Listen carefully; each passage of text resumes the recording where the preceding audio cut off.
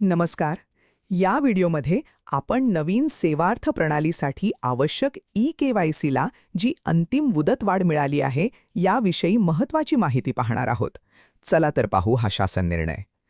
महाराष्ट्र शासन वित्त विभाग शासन परिपत्रक क्रमांक संकीर्ण 2022 प्र क्रमांक 29 कोशा प्रशात 4 दालन क्रमांक 339 तिसरा मजला मादाम कामा मार्ग हुतात्मा राजगुरू चौक मुंबई 400032 दिनांक 23 एप्रिल 2026 सेवार्थ प्रणालीतील अधिकारी कर्मचारी यांची ई-KYC पूर्ण करण्यास मुदतवाढ देण्याबाबत वाचा 1 शासन परिपत्रक क्रमांक संकीर्ण 2022 प्र क्रमांक 29 कोशा प्रशात 4 दि 27 मार्च 2026 शासन परिपत्रक वाचा 1 येथील परिपत्रकान्वये सर्व प्रशासकीय विभागातील सर्व आहरण व संवितरण अधिकाऱ्यांच्या अधीनस्थ असलेल्या अधिकारी कर्मचारी यांनी माहे एप्रिल 2026 देय मे 2026 या वेतन देयका अगोदर ई-KYC पूर्ण करण्याबाबत सूचना देण्यात आल्या होत्या.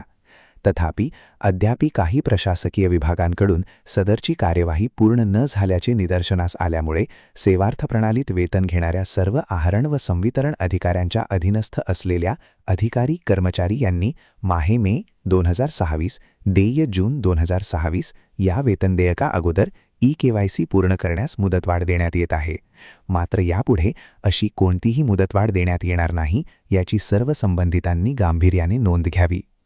2 सदरची मुदतवाढ ही सर्व जिल्हा परिषदा मान्यताप्राप्त व अनुदानित अशासकीय प्राथमिक व माध्यमिक शाळा शालेय शिक्षण विभाग शालार्थ प्रणाली महाराष्ट्र पशु व मत्स्य विज्ञान विद्यापीठ कृषीतर विद्यापीठे व त्यांच्याशी संलग्नित मान्यताप्राप्त व अनुदानित अशासकीय महाविद्यालये कृषी विद्यापीठे व त्यांच्याशी संलग्नित मान्यताप्राप्त व अनुदानित महाविद्यालये संस्था आदिवासी विकास विभागांतर्गत असलेल्या मान्यताप्राप्त व अनुदानित आश्रमशाळा व संस्था वैद्यकीय विद्यापीठ उच्च व तंत्रशिक्षण विभागाच्या अधीनस्थ संस्था सामाजिक न्याय व विशेष सहाय्य विभागाकडील संस्था यांना देखील लागू राहील.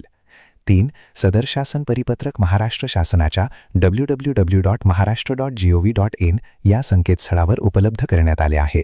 धन्यवाद. अशीच अद्ययावत माहिती मिळवण्यासाठी चॅनल न विसरता सबस्क्राईब करा. भेटू लवकरच.